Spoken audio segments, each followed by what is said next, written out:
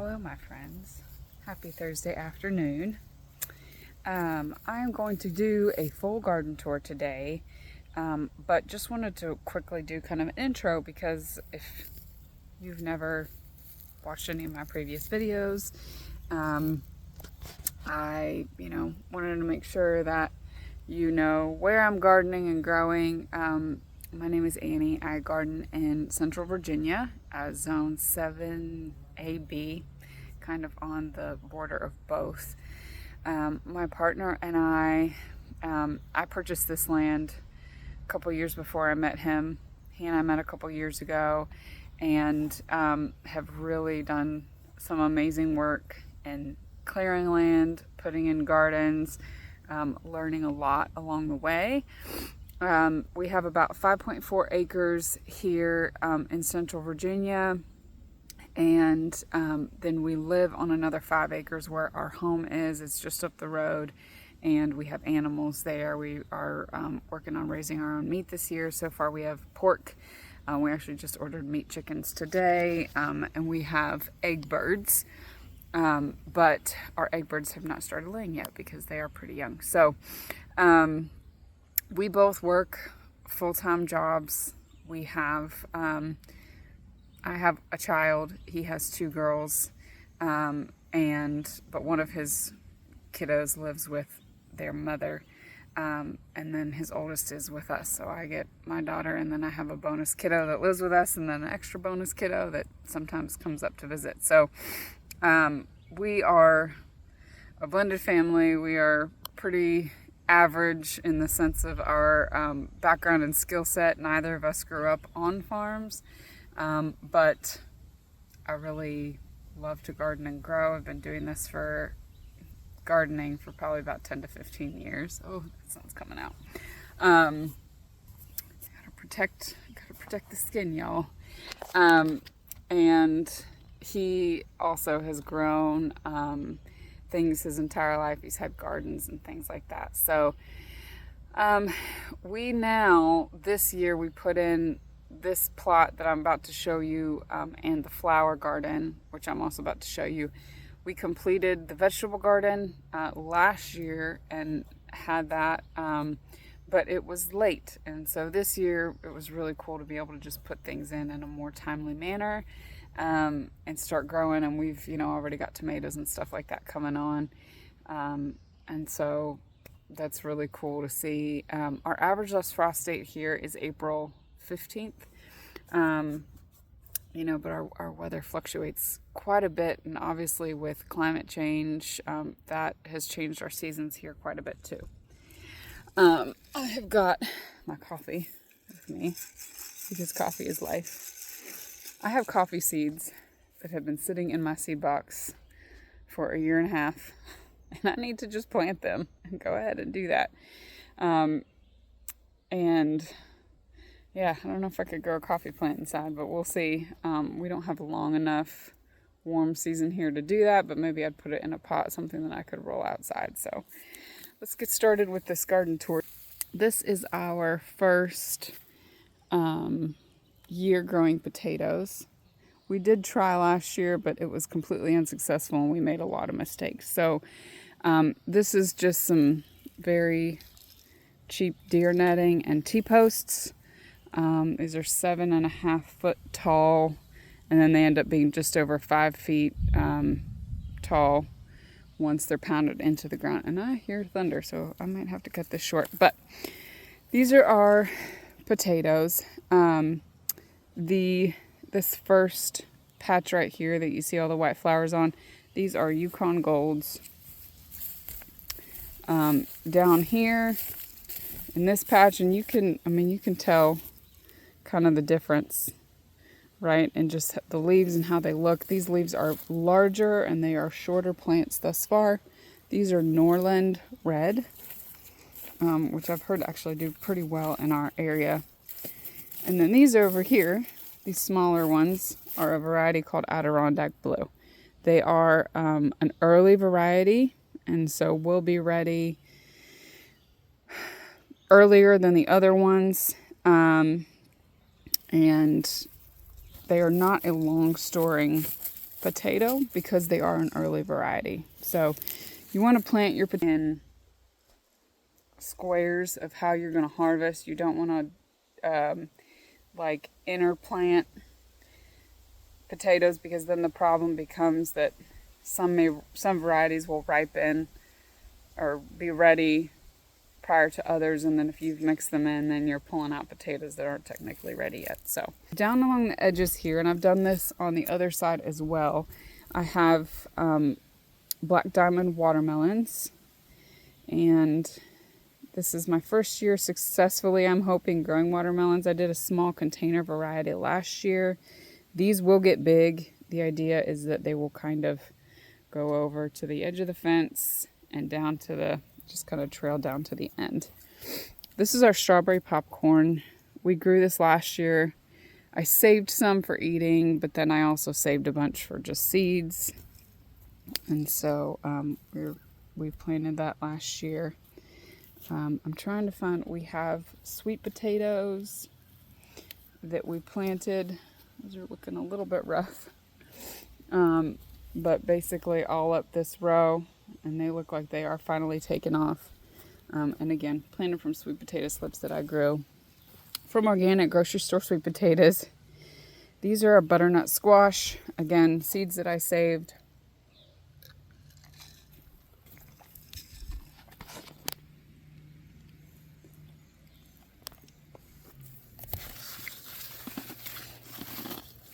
And they look to be doing very, very well. I want these to trail down that way. And it looks like some of them are trying to grow up the opposite way.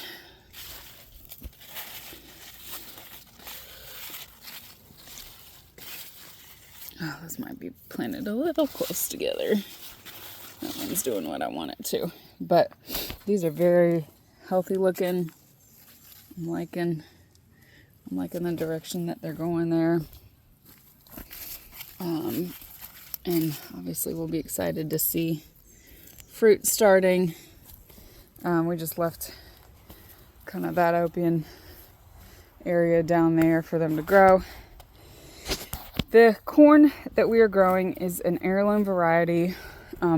We will save seeds from this. We are hilling it up probably about every week now. And y'all, let me tell you something, it's growing. There's this saying where my honey is from that says knee high by the 4th of July. Well, we're knee high and it's the beginning of June. So I would say it's doing pretty good. Just grab my coffee here and we'll continue walking. This was another heirloom variety of corn. I just had a couple seeds and threw them in here. They'll cross-pollinate with those, which is fine. We're not selling or doing any of that, so we're not super picky about that kind of thing. Our sweet potatoes, some of them are looking a little wilty, but I think most of them are doing just fine. And then these watermelons are far more ahead of those down there, but they also get a little bit more sun. They get sun a little bit early. So that is our potato corn patch, y'all. Just in terms of kind of what's next for this bed after the potatoes and the corn come out. The last potatoes that we will harvest will probably be end of September, early October. The corn probably around then also, around September. And then we will be planting garlic and onions in that bed. Those are great crops to rotate out from corn and potatoes. Most pests do not like onions and garlic, and so it's good to just kind of confuse the pests a bit. All right, this next garden we come to, this is my flower garden. It is going to expand slightly up this way in the spring. But you know, for this year, this was just my learning year, and I've learned a lot. We've had damage from rabbits and squirrels. They basically ate all but one poppy that I had, which hurts my heart greatly, but I learned a lot. We put up electric fence high and low, as you can see there behind me. And so yeah, we just keep learning. This is my sunflower patch here. I do have some celosia sprinkled in, again, seeds that I saved. There's some weeding that needs to happen in this bed. More celosia there. And these are just a black oil sunflower. I've been clipping off the,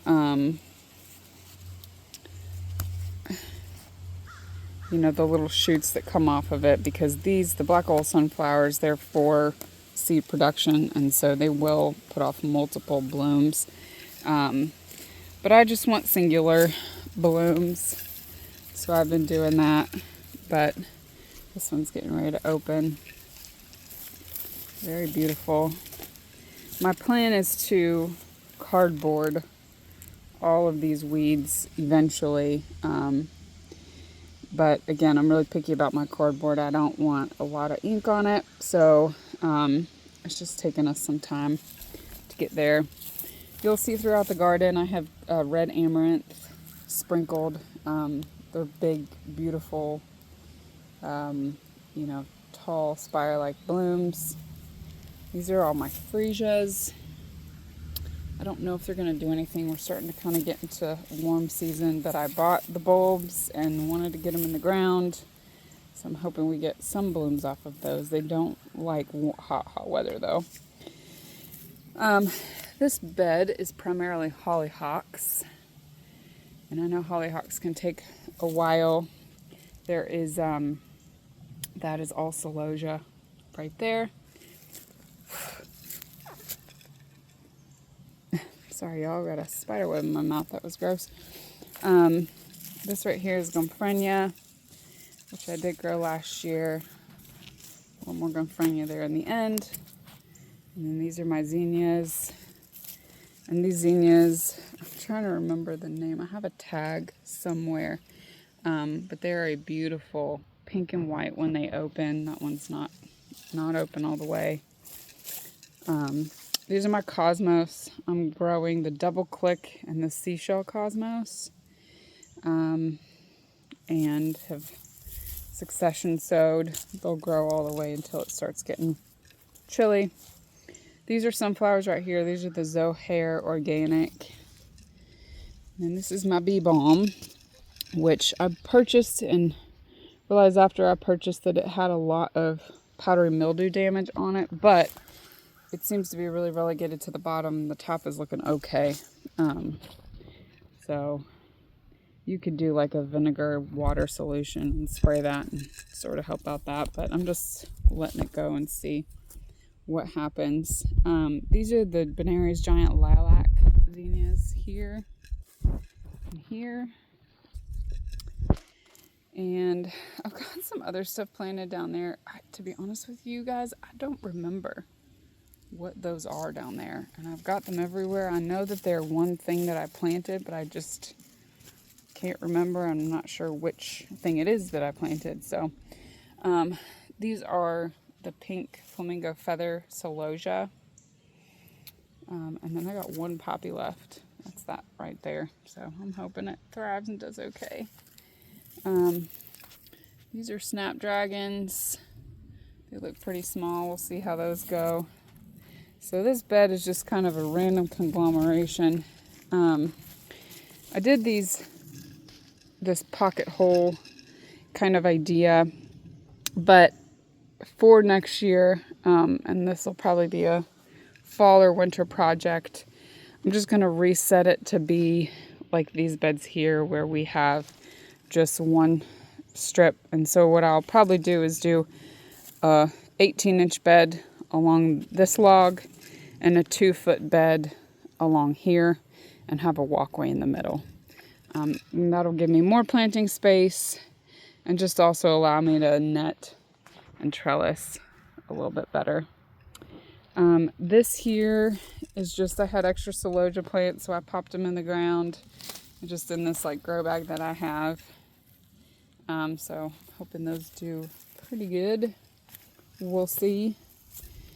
That's my flower beds, y'all. This is for income and production in that regard. My poppies were kind of going to be my cash crop this year because I had a florist who was interested in those specifically. You know, like, again, this is my first year doing it. We always count our first year in any endeavor as, hey, this is our learning year. And so while I'm devastated that all of my poppies got eaten up, my ranunculus also, those are corms, and they're quite expensive corms also got eaten. The corms, though, the nice thing about them is I'll be able to pull those out and put them in like a brown paper bag in a cool, dry environment, and they'll keep till next year.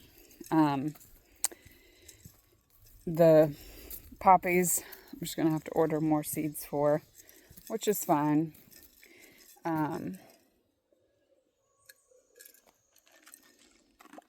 We are here at my vegetable garden. We've got a couple different sections here. This up here is our berry patch, which looks very weedy and doesn't look like there's a lot of berries there, but we do have a few elderberries.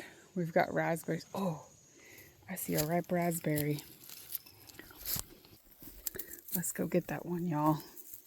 These raspberries are so tiny, but they are organic and they are sweet. I mean, super duper sweet. Oh my gosh. I mean, look how beautiful. They do just come right off. Oh my God. It's like candy. I mean, seriously. We've got some blueberry bushes. These are not doing great. They are not thriving. And I think my plan is going to be to compost and do some sulfur in the soil. So give them some organic matter. Lower the pH a bit. As you can see, we've been putting kind of coffee grounds around the end. And I'm really hoping that that helps. But if you are a blueberry growing expert or proficient at it, and you've had yellowing and fixed that problem, I would love for you to leave a comment and tell me the best thing to do.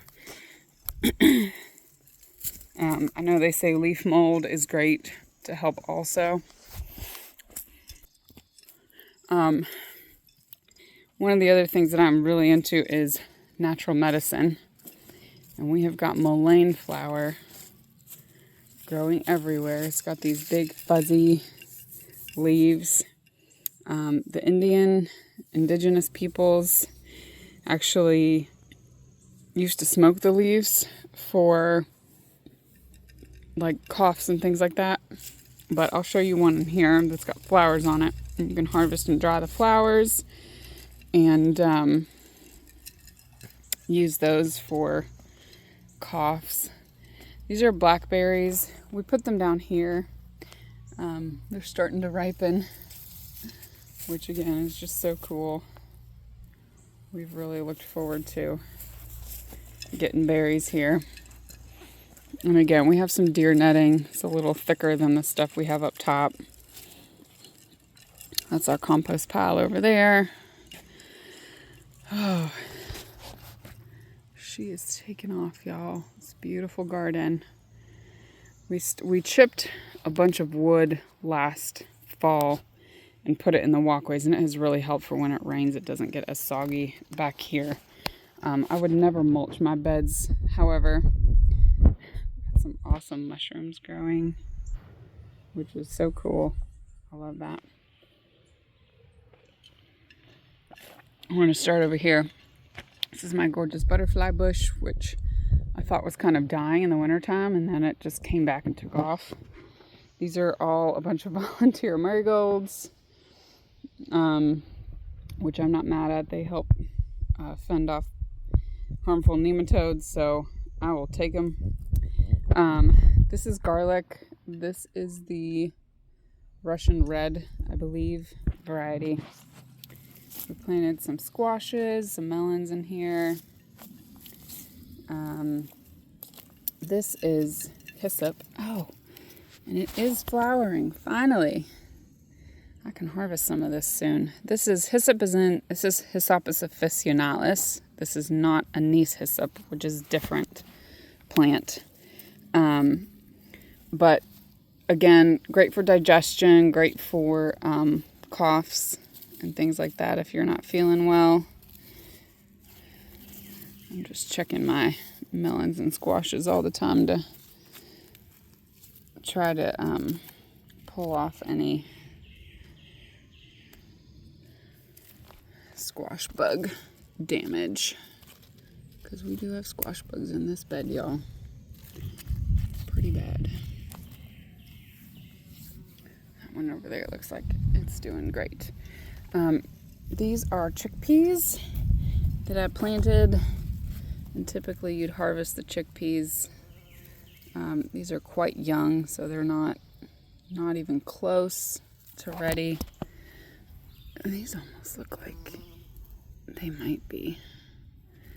But typically you'd wait until the pods dry. Yeah, those are really small.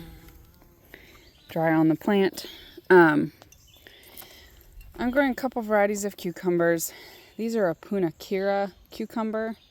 They are hopefully going to crawl up this trellis. They are a variety from India, and so I'm hoping a little more heat resistant. I have our bell peppers here. These are Amish paste tomatoes, and we have got tomatoes on them, y'all, which is super exciting. This is a muncher cuke, and these are the kind we grew last year, and they were just so productive and very sweet, which I love. We got more here. Woo! I'm trying to train these to climb up this trellis. We had harvested the first one the other day. We got another big one there. This one's got a couple on it. There's one. It never ceases to amaze me, y'all. It's so easy to miss a cucumber, because sometimes these plants are so laden with them that they just, they kind of hide in all the nooks and crannies. These are more, I think these are actually the Market More cucumbers, which are a bigger cuke. These are autumn zebra pole beans that are just on this little trellis here. You can kind of wind those, weave them back in there. They'll climb all over the place.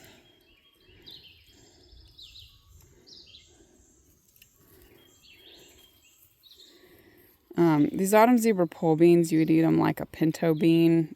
So again, it does take them a while to, once the pods form, it takes them a while to dry. I have the same thing growing here. These are Market More cukes as well, which I'm going to put string up this trellis that we made, and hopefully those will climb up. These are, let me see, early bush scallop squash. I do not believe these are climbing. Ooh, there's a squash bug.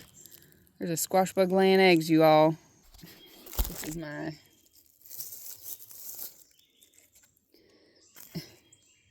This is one of the reasons why I come down here. You get these eggs off of them, and I just squish them. And every squash bug I see, I kill it, because they will they will completely decimate all of your plants very quickly. They lay eggs, they get into like the stem of the plant and, you know, just make it so that it can't produce because it's, they lay their eggs into it, and then I think the larvae feeds on the inside of it. This is kind of just a mess here. I had planted some fennel and some dill, but it didn't take off, so I actually will probably be putting more tomatoes over there. This is thyme and my lemon balm, which took off last year and overwintered wonderfully. Oh my gosh, look at this. Wow, you are so beautiful. Oh my goodness. Did you all know? Want to make sure there's no buggies inside them. You can eat nasturtium flowers. I know a lot of restaurants will, you know, purchase these to put in salads, and they're so beautiful, but you can actually eat them. I've kind of got like a minty, radishy taste to them, a little sweet. That was delicious. Good little garden snack. Goes great with coffee, everything does. These are more squash here. These are yellow crookneck squash. Volunteer marigolds from last year. Again, leave those because they are super beneficial. Oh my gosh, we've got some starting. Yay! That's so cool. That's the first ones I've seen. I love it.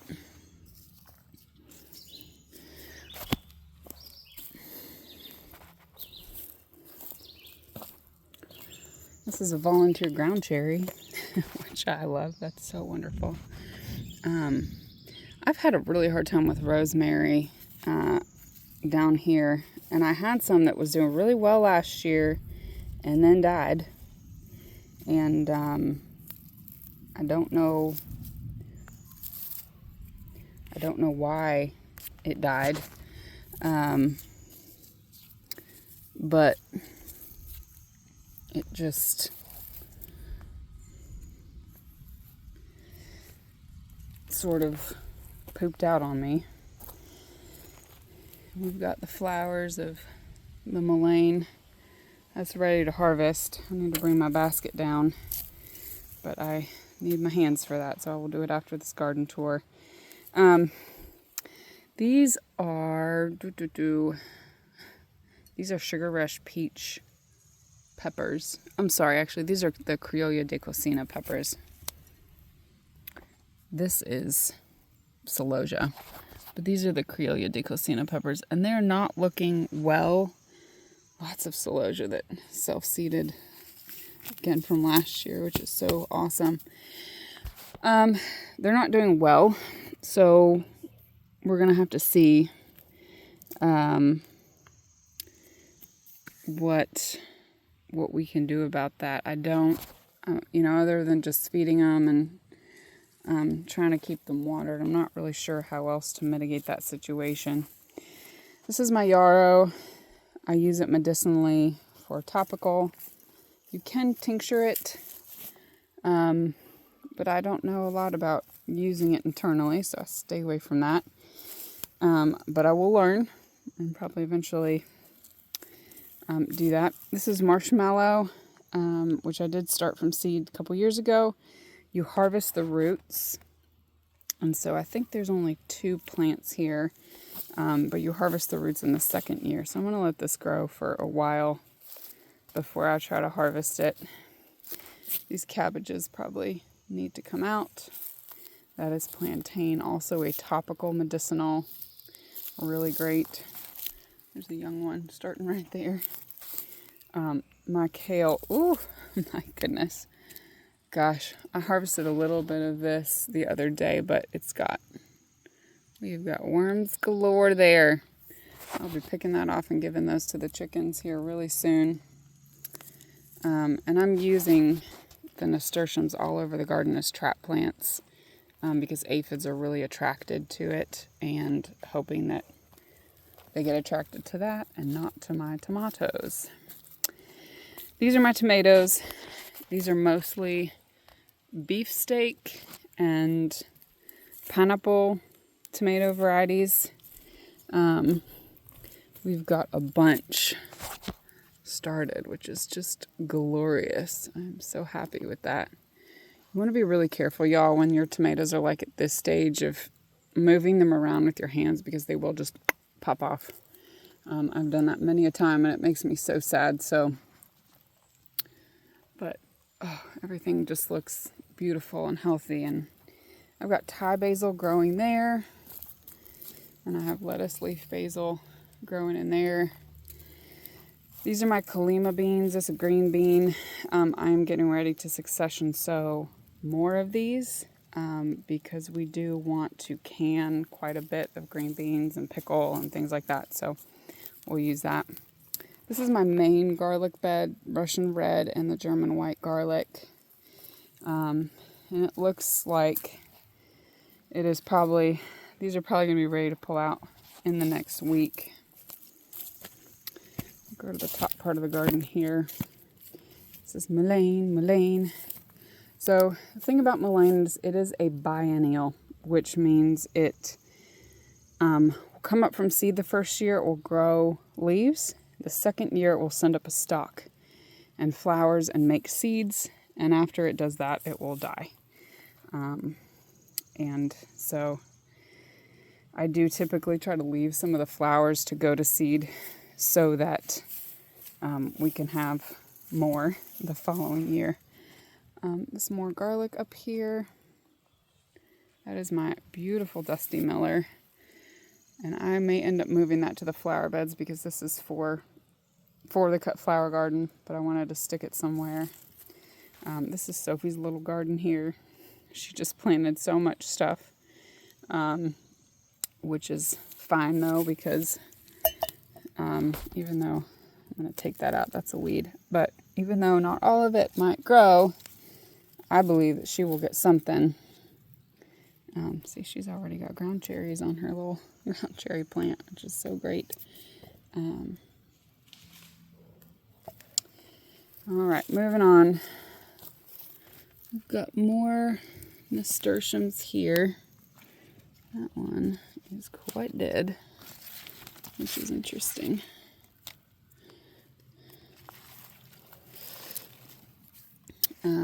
Got celosia that also self-seeded in here. These are Amish paste tomatoes.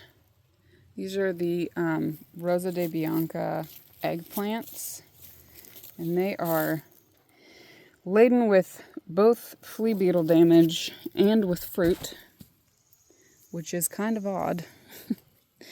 I don't really know what to think about that. I don't know if that's a baby ladybug or a flea beetle. I did put diatomaceous earth around the bottom of these in hopes that it would deter the flea beetles. It does not seem to have done a lick of good.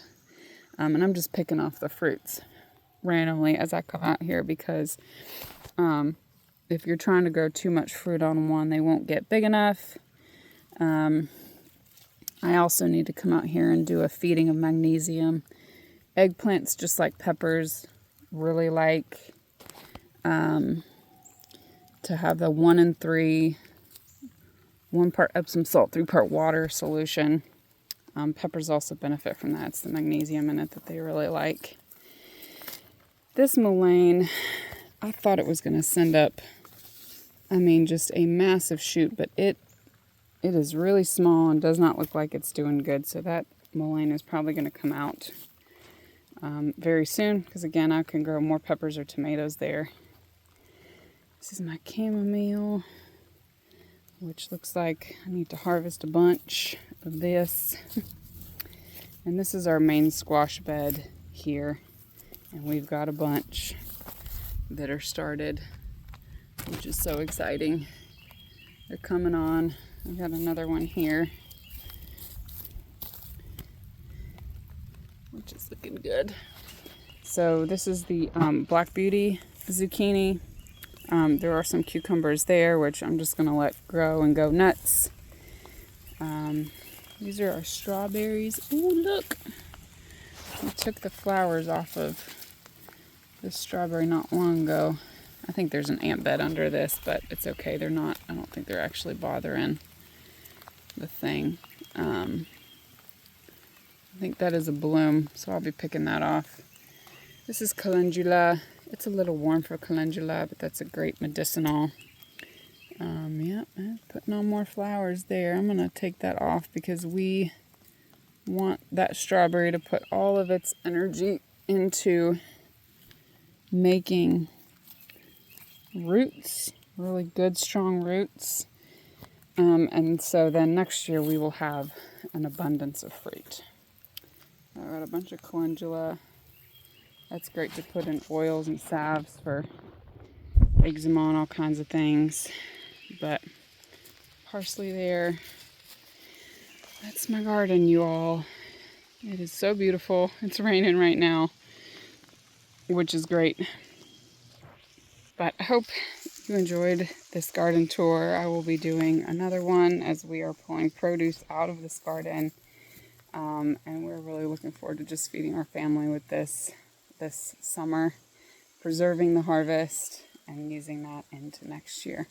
So thanks so much for watching, y'all, and we'll catch you on the next one.